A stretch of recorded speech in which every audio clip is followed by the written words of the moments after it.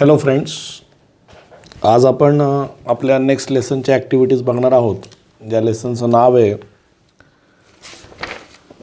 His first flight 1.5. टेक्स्टबुकचा page number आहे 34.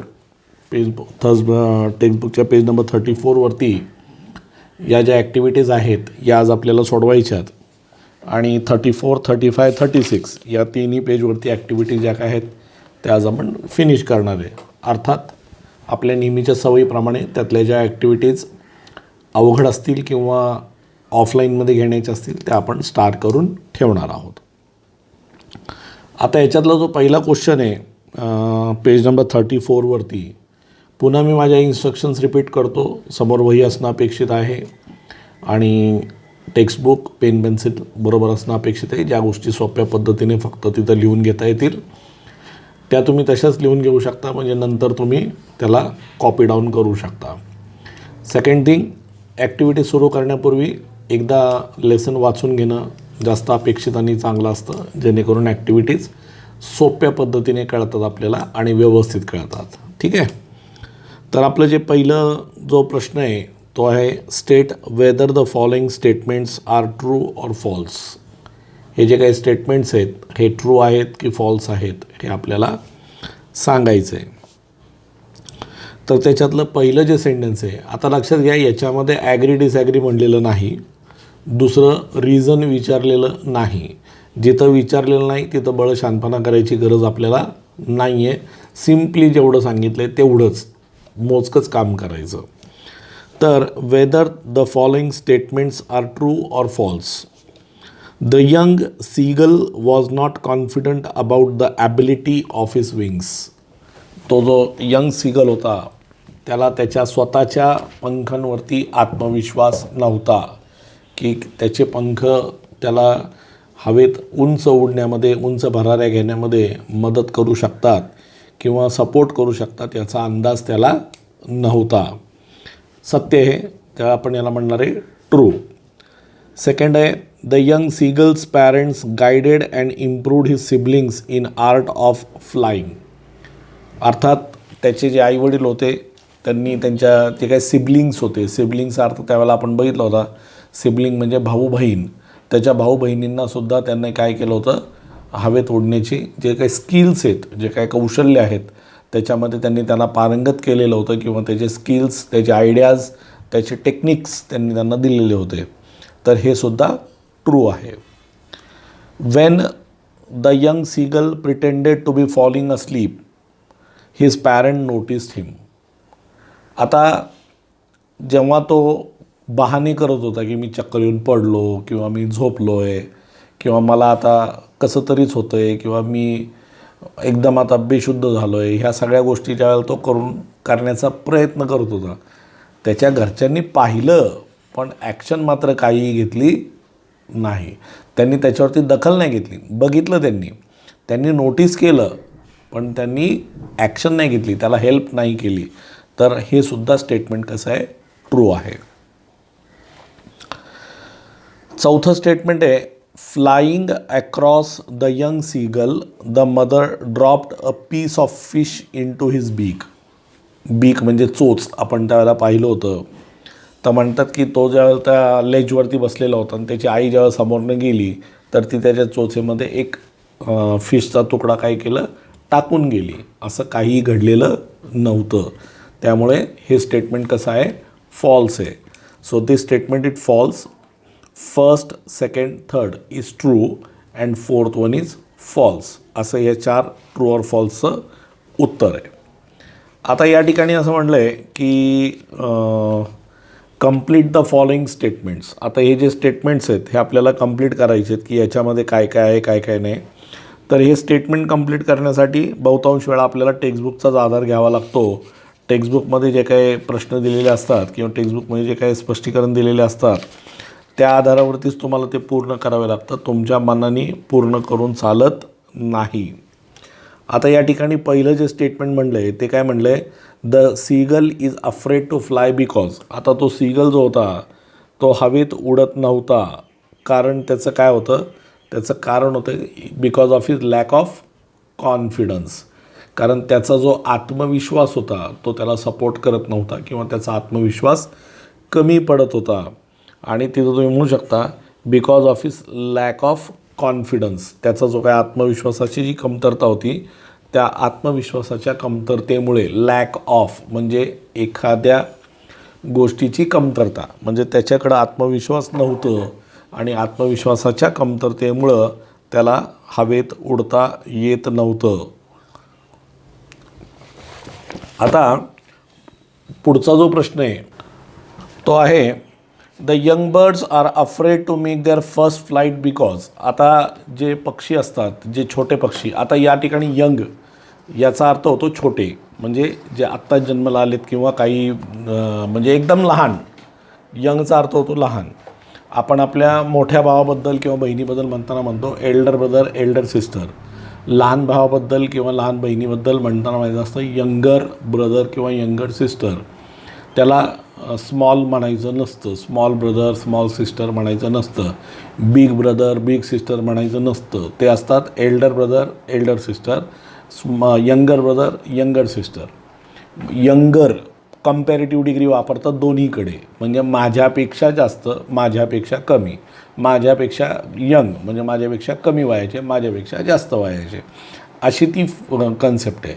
मग तिथं कंपॅरेटिव्ह कोणाबरोबर करायची असते? आपल्याबरोबर करायची असते. आपल्याबरोबर कंपॅरिझन करतो आपण आणि म्हणून म्हणतो एल्डर ब्रदर, यंगर ब्रदर, म्हणजे मोठा भाऊ, लहान भाऊ. मोठ्याला एल्डर, छोट्याला यंगर. आता या ठिकाणी काय म्हणले बघा, young birds are afraid to make their first flight because. ते पहिल्यांदा ज्यावेळेला उडतात तर ते अफ्रेड असतात, घाबरलेले असतात. असं का? तर त्याचं तुम्ही म्हणू शकता की ते त्यांच्यासाठी नवीन ॲक्टिव्हिटी असते. It is new for them and they R not confident about their skill or wings. त्यांच्या पंखांवरती आणि त्यांच्या स्किलवरती त्यांना विश्वास नसतो, म्हणून असं होतं. म्हणजे जे पक्षी असतात हे हवेत उडताना, पहिल्यांदा उडताना ह्यांना कॉन्फिडन्स कमी असतो की आपल्याला जमेल की नाही किंवा आपण करू की नाही. अर्थात आपल्याला पण अशा गोष्टींचं कॉन्फिडन्स कमीच असतो.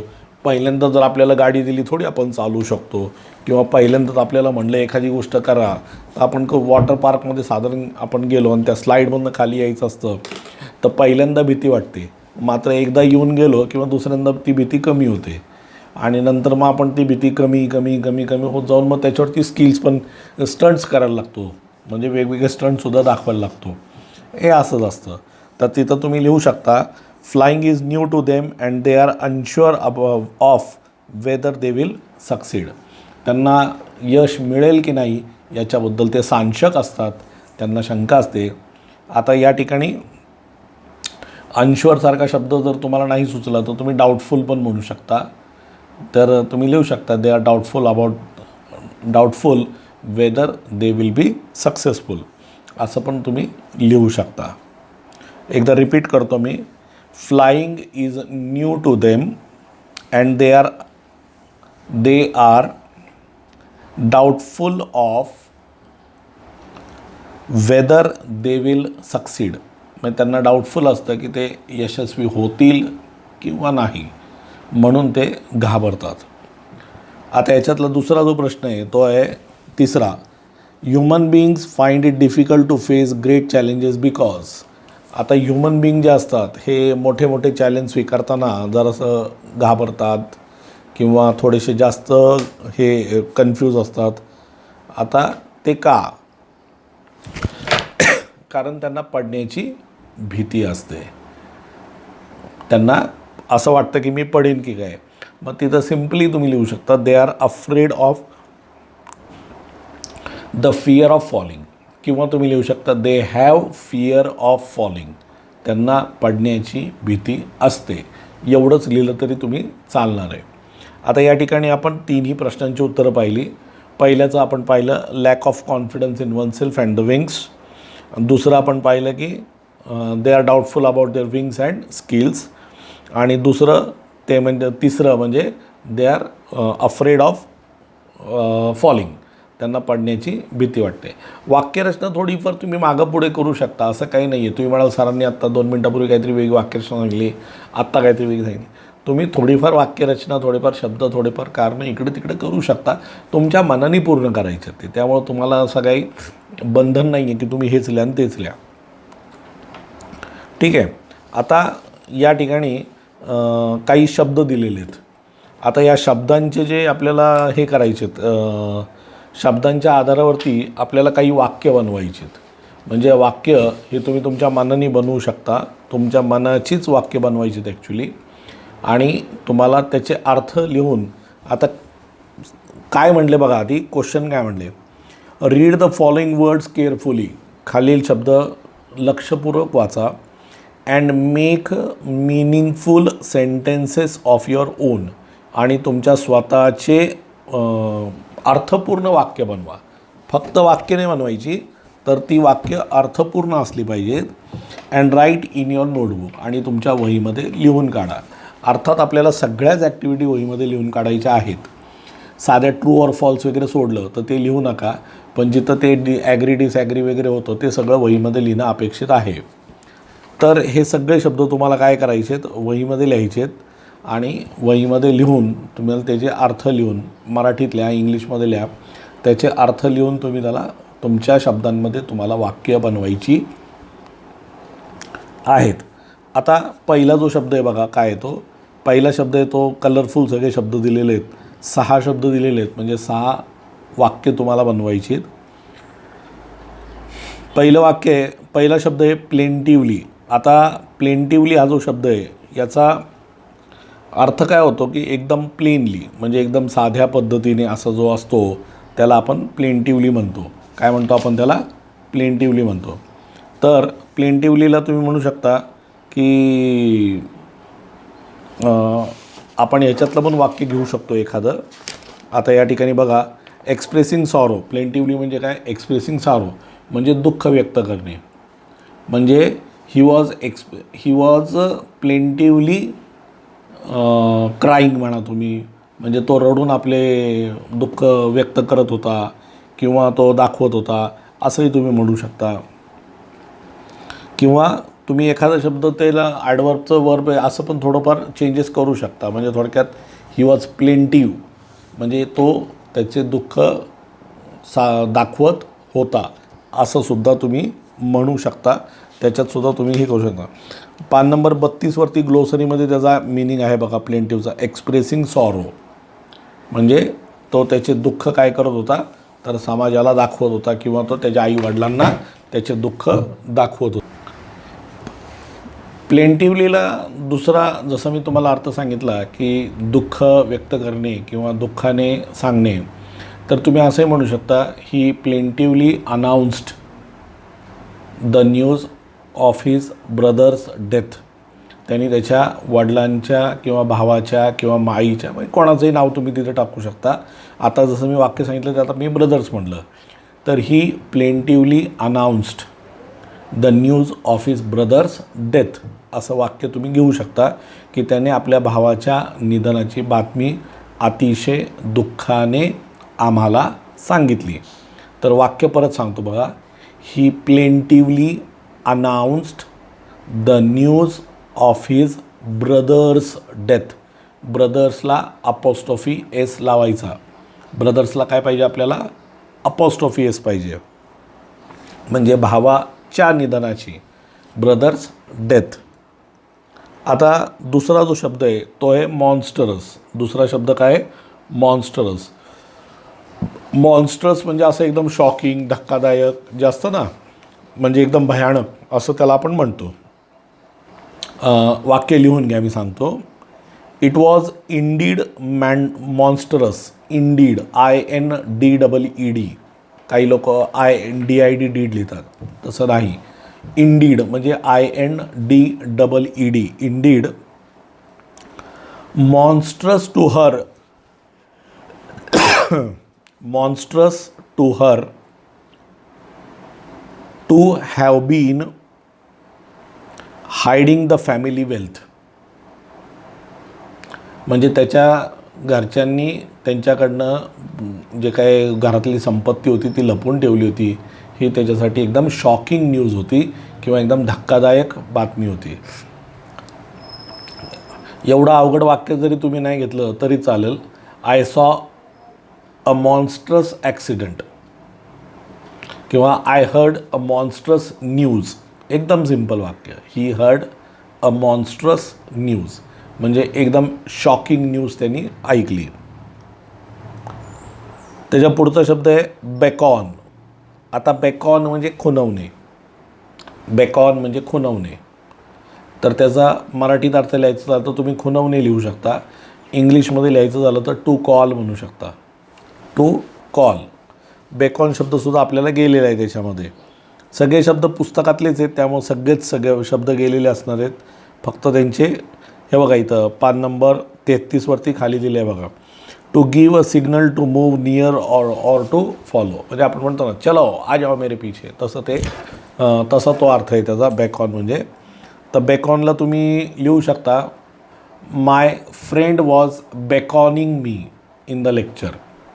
माय friend was beckoning me in the lecture म्हणजे तो मला लेक्चरसाठी बोलवत होता. किंवा इनच्या जागी तुम्ही जर ड्युरिंग वापरलं तर याचा अर्थ तासाच्या दरम्यान तो मला खुणवत होता वेगवेगळ्या गोष्टी. तर असं तुम्ही त्याला बेकॉनला लिहू शकता. My friend was beckoning me during the lecture किंवा इन द लेक्चर किंवा फॉर द लेक्चर. तासासाठी बोलवत होता असं म्हणलं तरी चालेल. त्याच्यानंतरचा शब्द आहे आपला कर्वेटिंग. आता कर्वेट म्हणजे काय असतं. कर्वेट म्हणजे थोडक्यात उड्या मारणे. टू जंप म्हणजे एखाद्या म्हणजे घोड्यासारख्या वगैरे उड्या मारणे त्याला आपण कर्वेटिंग म्हणतो. कर्वेटिंगसुद्धा आपल्या पुस्तकात गेलेलं आहे बघा. इथं पान नंबर 32वरती खालून तिसरा शब्द आहे बघा दुसरा शब्द आहे ग्लोसरीमधला. Leaping like a horse. Leap करणे म्हणजे उड्या मारणे. LEAP लीप म्हणजे उड्या मारणे. तर तो काय करत होता उड्या मारित होता. तर तुम्ही त्याला शब्द घेऊ शकता in the excitement I curvetted to the examination hall म्हणजे मी एक्झामिनेशन हॉलकडे उड्या मारत गेलो म्हणजे एकदम एक्साइटमेंटमध्ये.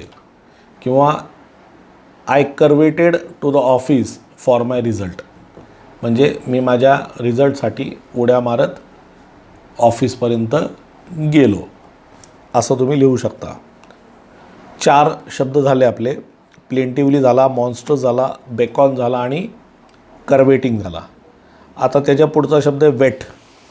आता वेट या शब्दाचा जो अर्थ होतो त्याचा अर्थ होतो असं थोडक्यात धार लावणे किंवा आता ते मासे वगैरे वरचं जे काही सगळं होतं काटे वगैरे काढणे त्याला आपण म्हणतो weight.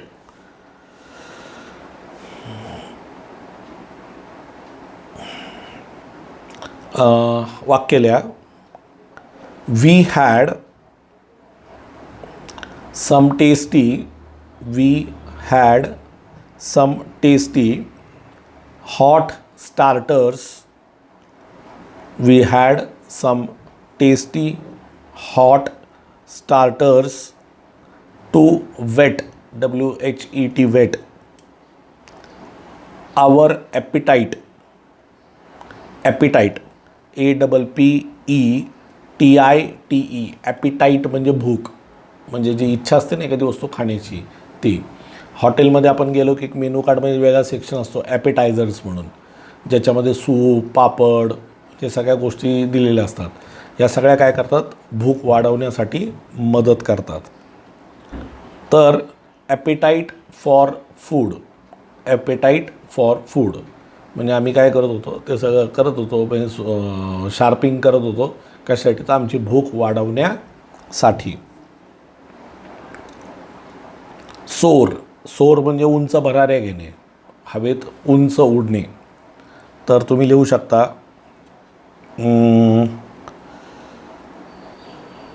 The bird was soaring high in the air म्हणजे तो पक्षी उंच हवेमध्ये उडत होता.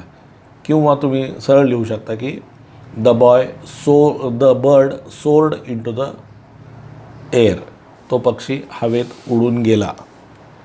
ठीक आहे. हा झाला तुमचा तिसरा प्रश्न. आता प्रश्न क्रमांक 4. Read the following words carefully and fill in the blanks by choosing appropriate words given in brackets. काही फ्रेजेस दिलेले आहेत ब्रॅकेटमध्ये. आता ब्रॅकेटमध्ये ज्या काही फ्रेजेस दिलेल्या आहेत तुम्हाला त्यांचा वापर खालच्या वाक्यांमध्ये करायचा आहे. आता यांच्या आधी आपल्याला अर्थ माहिती असणं गरजेचं आहे. या फ्रेजेस काय आहेत किंवा हे शब्द जे दिलेले आहेत त्यांचे अर्थ जर आपल्याला माहिती नसले तर आपण वाक्यांमध्ये कसं वापरणार. पहिला शब्द आहे अफ्रेड. अफ्रेड म्हणजे घाबरणे, म्हणजे घाबरलेला असणे किंवा घाबरणे. प्लंज म्हणजे बुडून जाणे, सामावून जाणे. तर बुडून जाणे हा शब्द या ठिकाणी परफेक्ट आहे. ॲपियर्ड म्हणजे समोर येणे किंवा दिसणे किंवा भासणे किंवा एखाद्याला प्रतिबिंबित करणे, त्याला आपण म्हणतो ॲपियर्ड. श्रीली म्हणजे मोठ्या आवाजात, म्हणजे तो आवाज कर्कश असू शकतो, कदाचित गोडही असू शकतो काही वेळा. जसं कोकिळाचा आवाज कर्कश असतो म्हणजे मोठा असतो पण आपल्याला ऐकायला बरं वाटतं. स्कीम करणे म्हणजे थोडक्यात डाईव्ह मारणे किंवा ते पोहण्याची जी काय किंवा उडण्याची जी काय ती पद्धत आहे त्याला स्कीमिंग म्हणतं आहे. डेव्योर म्हणजे पटापटा खाऊन टाकणे. कोवार्डिस म्हणजे भित्रेपणा. कोवार्डिस या शब्दाचा अर्थ काय होतो? भित्रेपणा. एखादा माणूस असतो तो फार घाबरतो किंवा तो भित्रा असतो तर त्याला आपण कोवार्ड म्हणतो आणि कोवार्डिसचा अर्थ होतो भित्रेपणा. आता त्याचे वापर या वाक्यांमध्ये करायचे आहेत आपल्याला. ते कसे करायचे आणि ते काय काय ते बघा. Arun is full of. Arun हा फुल आहे कशाचा? कोवार्डिस. म्हणजे अरुण हा भित्रा आहे. Arun is full of cowardice. मग पहिल्याचं उत्तर काय? Cowardice.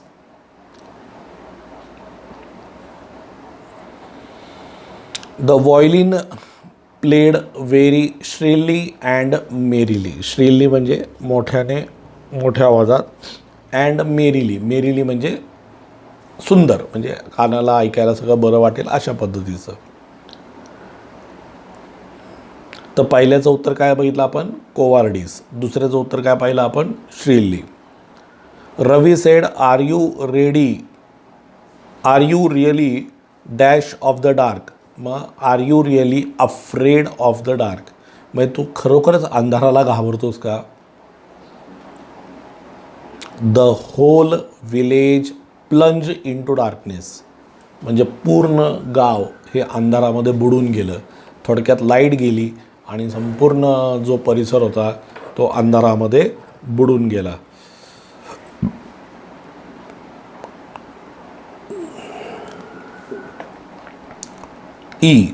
The Lions dash there प्रे हंग्रीली. लायननी काय केलं? त्यांचं जे काय प्रे म्हणजे शिकार या ठिकाणी त्यांनी काय केलं? पाटा सटकावलं, म्हणजे त्याला म्हणायचं डेव्योर्ड. तर द लायन्स डेव्योर्ड देअर प्रे हंग्रीली, म्हणजे अगदी उपाशी असल्यासारखं त्यांनी काय केलं? त्यांचे जे काय शिकार होतं त्यांनी जे काय धरून आणलेलं ते त्यांनी पटापटा खाऊन टाकलं.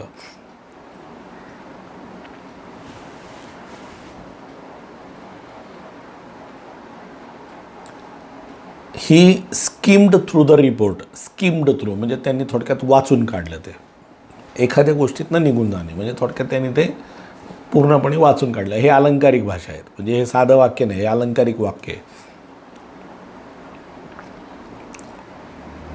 One by one the stars appeared in the sky. एक एक करून चांदण्या ह्या आकाशात दिसू लागल्या. चांदण्या ज्या काय होत्या त्या एक एक करून काय झाल्या? आकाशामध्ये दिसू लागल्या किंवा आकाशात त्या आल्या. आता हे आपलं झालं. एकदा रिपीट करतो वाटलंच मी. पहिल्याचं उत्तर आहे कोवार्डिस, दुसऱ्याचं उत्तर आहे श्रीली, तिसऱ्याचं उत्तर आहे अफ्रेड, चौथ्याचं उत्तर आहे प्लंज, पाचव्याचं उत्तर आहे म्हणजे लायन्सच्या सेंटेन्सचं उत्तर आहे डेव्हियर्ड, आणि त्याच्यानंतर स्किम्ड, आणि त्याच्यानंतर ॲपियर्ड, असे हे त्याचे अर्थ आहेत. आता ॲक्टिव्हिटी नंबर 5 जी आहे ती सुनीता विलियम्सबद्दल तुम्हाला माहिती काढायची आहे आणि तिला 10 ते 12 प्रश्न विचारायचे आहेत. इंटरव्ह्यू क्वेश्चन आपण 9वीला घेतलेलं आहे. 9वीला इंटरव्ह्यू क्वेश्चन आपण पाहिलेले की इंटरव्ह्यू क्वेश्चनमध्ये आपण काय करतो, तर एखाद्या प्रसिद्ध व्यक्तिमत्वाला आपण काही प्रश्न विचारतो. असं गृहीत धरायचं की जणू काही तुम्ही त्यांचं इंटरव्ह्यू घेत आहे. तर त्यांचा इंटरव्ह्यू घेण्यासाठी तुम्हाला काही प्रश्न हे त्यांना विचारायचे असतात, की म्हणजे जनरल प्रश्न. मग तुमचं लग्न झालं का, आणि तुमचं नाव काय, आणि तुमचं गाव कुठलं, आणि तुमची जन्मतारीख काय, असले प्रश्न नसतात. ते प्रश्न वेगळे असतात. ते आपण चर्चा त्यावेळेला केलेली होती. तरीही या प्रश्नाला स्टार करून ठेवायचं आपल्याला. हा प्रश्न आपण पुढच्या वेळेला जेव्हा आपण ऑफलाईनमध्ये भेटू तेव्हा आपण ह्या ॲक्टिव्हिटीला आपण सोडवणार आहोत. 6वं पण तसंच आहे. 6वंसुद्धा आपण ॲक्टिव्हिटी जेव्हा आपण भेटू त्यावेळेला आपण त्या सोडवणार आहोत, कारण तीसुद्धा ॲक्टिव्हिटी महत्त्वाची आहे. तर ती ॲक्टिव्हिटी आपण जी 6वी आणि 7वी जी ॲक्टिव्हिटी आहे म्हणजे 5, 6, 7 या 3 ॲक्टिव्हिटीज आपण ऑफलाईनमध्ये घेणार आहोत. त्यामुळे त्याला मार्किंग करून ठेवा. त्या ॲक्टिव्हिटीज आपल्याला ऑफलाईनच्या वेळेला घ्यायच्या आहेत.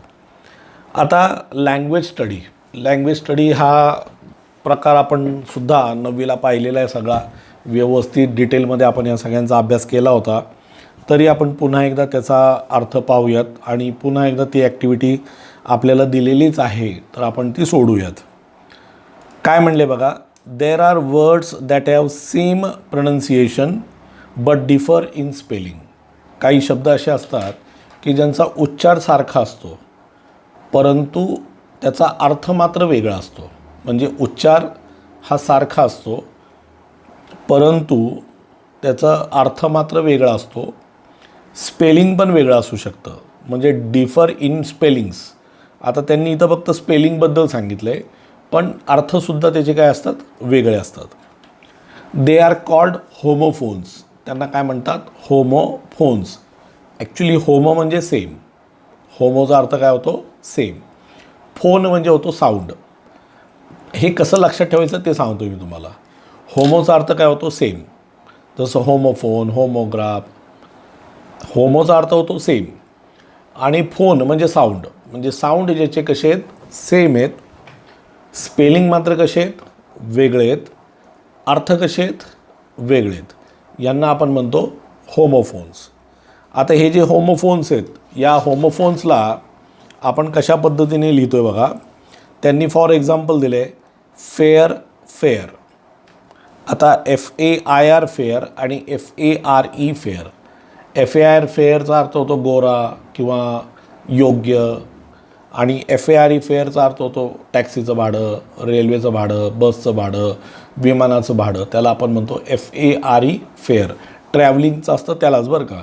घर भाडं म्हणजे फेअर नव्हे, घर भाड्याला रेंट म्हणतात. घर भाड्याला काय म्हणतात, रेंट म्हणतात. तो शब्द वेगळा आहे.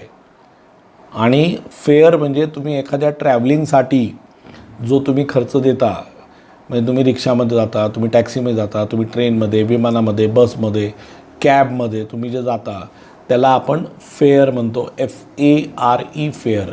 आणि FAIR फेअर म्हणजे योग्य, गोरं, जत्रा, अशी विविध अर्थ आहेत त्याला. म्हणजे त्याचे वेगवेगळे अर्थ आहेत, पण ते वेगवेगळ्या अर्थांचं आपल्याला इथं काही बघायचं नाही. होमोफोन्समध्ये त्याचा संबंध नाही आहे. होमोफोनमध्ये फक्त उच्चार समान, स्पेलिंग वेगळे आणि अर्थात वेगळेच आहेत, शब्द वेगळे आहेत. म्हणजे दुसरा शब्द दिला त्यांनी नो. इथं के सायलेंट आहे म्हणून तो नो, KNOW नो. ॲक्च्युली फक्त के सायलेंट नाही आहे तर W पण सायलेंट आहे. आपण त्याला नाव नाही म्हणत ना, नाव नाही म्हणत. मग नाव नाही म्हणायचं म्हणून के सायलेंट, आणि नाव नाही म्हणायचं म्हणून W सायलेंट.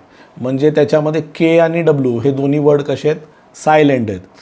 मग KNOW नो आणि इथं NO नो असे हे दोन शब्द आहेत. आता Sometimes the words have same spellings and pronunciation but can have different meaning in situation. They are called homograph. आता स्पेलिंग सेम आहेत, प्रोनन्सिएशन पण सेम आहे, पण अर्थ मात्र वेगळे आहेत. म्हणजे थोडक्यात एकाच शब्दाला अनेक अर्थ. जसं मी फेअरबद्दल सांगितलं की फेअरला वेगवेगळे 3 अर्थ सांगितले मी तुम्हाला. योग्य, गोरं, जत्रा 3 अर्थ सांगितले. तसं एखाद्या शब्दाला काय असतं की अर्थ वेगवेगळे असतात, उच्चार पण सेम आहे, स्पेलिंगसुद्धा सेम आहे. मग त्यांना आपण काय म्हणतो, त्यांना आपण म्हणतो होमोग्राफ. आता जसं त्यांनी एक उदाहरण दिले बघा, वॉच.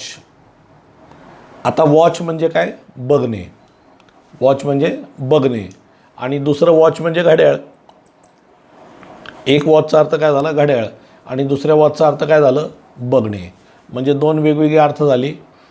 असे जे 2 वेगवेगळ्या अर्थाचे शब्द असतात, अशा शब्दांना किंवा अशा जातींना आपण म्हणतो होमोग्राफ.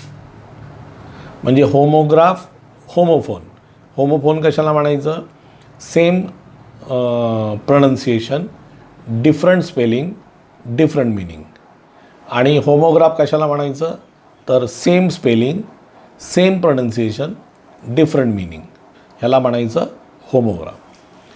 आता फेअरचा त्यांनी अर्थ दिला आहे बघा. Fair, not very good, not very bad. Fair, an exhibition of sale of items of complexion, skin tone. जसं मी सांगितलं गोरं, किंवा परत त्यांनी जत्रा सांगितलं. Not very good, not very bad म्हणजे फार चांगलं पण नाही, जसं आपल्याला एक्झाममध्ये रिमार्क मिळतो फेअर, म्हणजे बेस्ट नाही मिळत, एक्सलंट नाही मिळत, पण फेअर म्हणजे ठीक आहे, योग्य आहे, म्हणजे टाकाऊ नाही आहे पण फार टिकाऊ पण नाही आहे, अशा प्रकारचं. Homophones and homographs are together known as homonyms. आता काही असे शब्द असतात की जे ज्यांच्यामध्ये होमोफोन आणि होमोग्राफ या दोघांच्या क्वालिटीज असतात, त्यांना आपण होमोनिम्स म्हणतो. काय म्हणतो आपण त्यांना, homonyms. Give the homophones of the following. आता खालील शब्द जे आहेत त्यांचे आपल्याला होमोफोन सांगायचे आहेत की यांचे होमोफोन्स काय काय आहेत. जसं आता इथं दिलं आहे ब्ल्यू, BLUE ब्ल्यू. एक दुसरा ब्ल्यू असतो तो म्हणजे वारा, blue, BLEW blue, BLEW blue. दोघांचा प्रोनन्सिएशन कसं आहे, सेम आहे, स्पेलिंग कसं आहे, वेगळं आहे, अर्थ कसा आहे, वेगळा आहे. तर त्याचा तो शब्द काय, BLEW. काय शब्द आहे तो, BLEW ब्ल्यू म्हणजे वाहने. त्याच्यानंतर आहे बियर. आता या ठिकाणी शब्द काय, बियर. बियर म्हणजे सहन करणे. बियर म्हणजे काय, सहन करणे. आता हा जो बियर म्हणजे सहन करणे, तर त्याला ॲक्च्युली आपण बियर म्हणतो, पण त्याला ॲक्च्युली त्याचा उच्चार आहे बेअर. त्याचा उच्चार काय खरा, बेअर. लक्षात ठेवा, होमोफोन्स, होमोग्राफसाठी तुमचे उच्चार शुद्ध असणे गरजेचे आहे. जसं मी आत्ता मुद्दाम तुम्हाला बियर म्हणलं, पण त्याचा खरा उच्चार काय, बेअर. आय कांट बेअर दिस असं म्हणतात ते, म्हणजे मी हे सहन करू शकत नाही. तर बेअर, BEAR बेअर, त्याचा होमोफोन असतो bare, BARE bare, BARE bare. Alchemy of नेचरमध्ये हा शब्द गेला आहे बघा, बेअर म्हणजे एका झाडाला एकही पाला नव्हता, फुलं नव्हती, त्याला आपण बेअर हा शब्द त्या ठिकाणी होता. तर BARE बेअर आणि BEAR बेअर हे दोन्ही असे शब्द आहेत. बीट, BEET बीट, आणि दुसरा शब्द त्याला BEAT बीट. आता BEAT बीट म्हणजे काय, तर मारणे, एखाद्याला सणकावणे, त्याला आपण काय म्हणतो, बीट. त्याचं स्पेलिंग काय, BEAT बीट. आता TO2 मधले शब्द काय दिला आहे, TO2, तर त्याला तुम्ही TWO2 म्हणू शकता, TWO2. TWO2 सुद्धा काय, तोच अर्थ आहे. आता सन, SON सन, एकदम सिंपल, SUN सन, सूर्य. आणि हा सन म्हणजे काय, मुलगा. मी म्हणू शकतो माय सन, तसं सन दोन वेगवेगळे शब्द, उच्चार मात्र सेम, स्पेलिंग मात्र वेगळे. याला आपण काय म्हणतो? होमोफोन्स म्हणतो आपण यांना. अजून दिलेत का त्यात शब्द? नाही. आता त्याच्यातला जो दुसरा भाग आहे, त्याच्यातल्या दुसऱ्या भागात काय म्हणले? त्याच्या दुसऱ्या भागात म्हणले की find from the lesson the homophones of the following. लेसनमधनं शोधायचे बरं का, मनानी नाही. लेसनमधनं सांगायचे तुम्हाला आता की लेसनमध्ये कुठले कुठले होमोफोन्स या शब्दांशी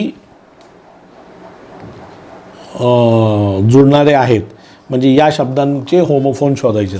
आता आपण होमोफोनच शोधत होतो, पण ते आपण जनरल लिहिले. आता याचे होमोफोन्स मात्र तुम्हाला कुठून लिहायचे? पुस्तकातनं लिहायचे. तर पहिला शब्द काय दिला आहे बघा, सी, SEAC. हा तर एकदम सोपा शब्द आहे, धड्याचं सगळा बेसच त्याच्यावरती आहे, SEAC. बरोबर आहे. दुसरा शब्द दिला आहे उड. आता उडला तर आपण सहाय्यकारी क्रियापद जो आहे आपला WOULD उड पण देऊ शकतो ना.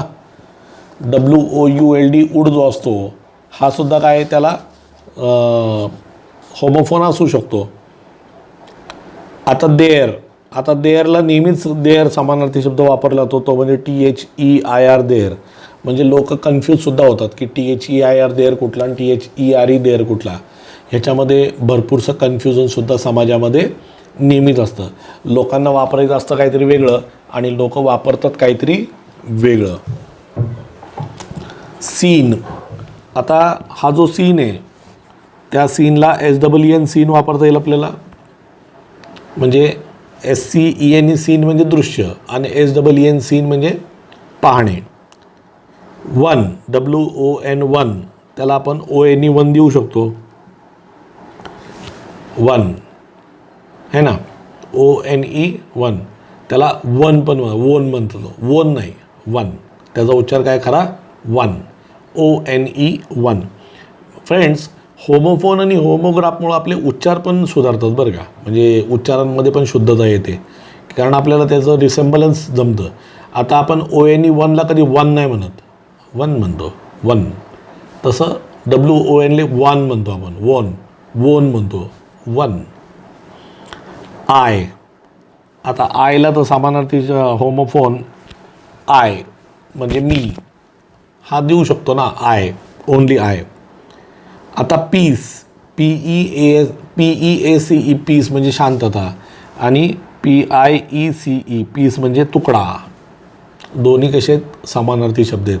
याच्यातसुद्धा लोक बऱ्याच वेळा कन्फ्यूज असतात की पीस म्हणजे कुठला वापरायचा नक्की, आणि ते बऱ्याच वेळा चुकासुद्धा करतात. आता थ्रू. थ्रू, थ्रू म्हणजे THROUGH. हा शब्द त्याला होमोफोन आहे, THROUGH.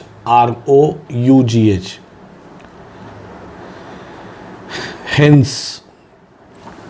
हेन्स म्हणजे HENS. हेन्स म्हणजे कोंबड्या. समानार्थी शब्द आहे त्याला. हेन्स म्हणजे कोंबड्या. नेक्स्ट आहे नॉट. यातला पण के कसा आहे? सायलेंट आहे. मग NOT नॉट त्याला काय होऊ शकतो? समानार्थी शब्द म्हणजे होमोफोन होऊ शकतो. NOT नॉट समानार्थी शब्द नाही, होमोफोन, नॉट असा होऊ शकतो. आता याच्या पुढचा जो प्रश्न आहे तो थोडासा इंटरेस्टिंग आहे. म्हणजे ज्याचा आपण आत्ता चर्चा करत होतो की हे काय म्हणजे होमोग्राफ्स म्हणजे दोन समान एकच शब्द त्याला दोन वेगवेगळे अर्थ. आता बघा, he saw his two brothers. सॉला अंडरलाईन केली. सॉ म्हणजे बघणे, म्हणजे त्यांनी त्याच्या दोन भावांना बघितलं. आणि दुसरं काय? The woodcutter cut the wicked branch with his sharp सॉ. सॉ म्हणजे कुऱ्हाड. ते जे कुऱ्हाड असते ना ज्याने ते कापलं जातं त्याला सुद्धा सॉ म्हणतात. म्हणजे सॉ म्हणजे बघणे आणि सॉ म्हणजे कुऱ्हाड. The bird injured his wings. पक्षी जो होता त्याचे पंख जे होते ते जखमी झाले, म्हणजे त्या पक्ष्यांच्या पंखांना जखम झाली. या ठिकाणी विंग्स म्हणजे पंख. आणि he lives in the C wing of the building. Wing म्हणजे बिल्डिंगची जी विंग असते, आपण म्हणतो A wing, B wing, C wing, म्हणजे थोडक्यात section. The aeroplane will land at 9 PM sharp. Aeroplane किती वाजता जमिनीवर उतरेल? 9 PM ला, म्हणजे 9 वाजता. ही ओन्स 10 एकर ऑफ लँड. आता त्याच्याकडं 10 एकर जमीन आहे. या ठिकाणी लँड म्हणजे जमीन आणि या ठिकाणी लँड म्हणजे उतरणे, जमिनीवर पोचणे. म्हणजे दोन वेगवेगळे अर्थ. तिसऱ्यामध्ये आपण काय तिसऱ्याच्या पहिल्यामध्ये काय म्हटलं आपण? एमध्ये जमिनीवर उतरणे आणि ओन्स 10 एकर लँड म्हणजे त्याच्याकडं 10 एकर जागा आहे, याला आपण म्हटलं land. The head of the institution was on leave. इन्स्टिट्यूशनचे जे हेड होते ते आज सुट्टीवर होते. He is on leave. He bent his head down the chin. म्हणजे त्यांनी काय केलं? त्यांनी हेड असं मान खाली वाकवली. म्हणजे पहिला जो हेड आहे त्याचा अर्थ होतो अध्यक्ष किंवा प्रमुख किंवा मेन माणूस, आणि हा हेड म्हणजे आपलं डोकं. थोडक्यात त्यांनी त्याचं हेड काय केलं? वाकवलं. ठीक आहे. अशा वेगवेगळ्या प्रकारचे याचे अर्थ आहेत. आता लँग्वेज स्टडीमधली तिसरी ॲक्टिव्हिटी बघा. Read the following sentence carefully, underline the verbs and find out the tenses in the sentence. वर्बला अंडरलाईन करायचं आहे आणि टेन्स सांगायचं आहे. फॉर एक्झाम्पल पहिलं जे वाक्य आहे, the sun was now ascending the sky. यातलं वर्ब काय? असेंडिंग. आणि वॉज असेंडिंग आलं आहे म्हणजे पास्ट कंटिन्युअस टेन्स आहे. कुठला टेन्स आहे? Past continuous tense. तुम्ही पास्ट कंटिन्युअसला पास्ट प्रोग्रेसिव्ह पण म्हणू शकता आणि पास्ट इम्परफेक्टसुद्धा म्हणू शकता. मी जे तुम्हाला ग्रामरच्या टेन्सेसचे व्हिडिओ पाठवले होते त्यामध्ये तुम्हाला तो फरक लक्षात येईल. स्टील दे टूक नो नोटीस ऑफ हिम. आता याच्यामध्ये टूक हा वर्ब आहे, नोटीस पण वर्ब आहे, पण इथं तो नोटीस नाऊन आहे. आता स्टील दे टूक म्हणजे वर्ब झाला आणि फक्त वर्ब आलेलं आहे पास्ट टेन्समध्ये, म्हणून हा सेंटेन्स आहे सिम्पल पास्ट टेन्समध्ये.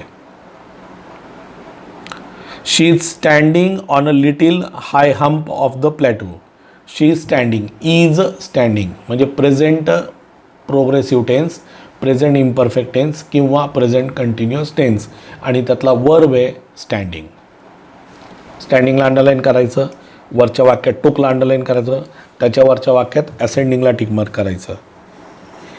ही leaned out eagerly. Lean out करणे म्हणजे असं पुढं जाणे. तर लीन्ड हे वर्ब आहे आणि लीनला अंडरलाईन करायचं आणि सिम्पल पास्ट टेन्स आहे. ही जस्ट फेल्ट डिझी. त्याला असं चक्कर आल्यासारखं वाटतं. फेल्ट परत भूतकाळ आला आहे म्हणून तो सुद्धा काय आहे तुमचं सिम्पल पास्ट टेन्स आहे आणि फेल्टला अंडरलाईन राहील. मित्रांनो, यापुढची जी ॲक्टिव्हिटी आहे, यापुढची जी लँग्वेज स्टडी आहे, ॲडवर्ब वगैरे, हे आपण ऑफलाईनमध्ये पाहणार आहोत. त्यालासुद्धा तुम्ही स्टार करून ठेवू शकता. ते आपण नंतरच्या लेक्चरमध्ये आपण पाहणार आहोत. आणि ॲक्टिव्ह पॅसिव्ह दिलेलं आहे. ॲक्टिव्ह पॅसिव्हचे व्हिडिओ ऑलरेडी मी तुम्हाला पाठवलेले आहेत. तुम्ही जर ते नीट पाहिले असतील तर तुम्हाला नक्कीच सोडवता येतील. ठीक आहे फ्रेंड्स, थँक्यू व्हेरी मच.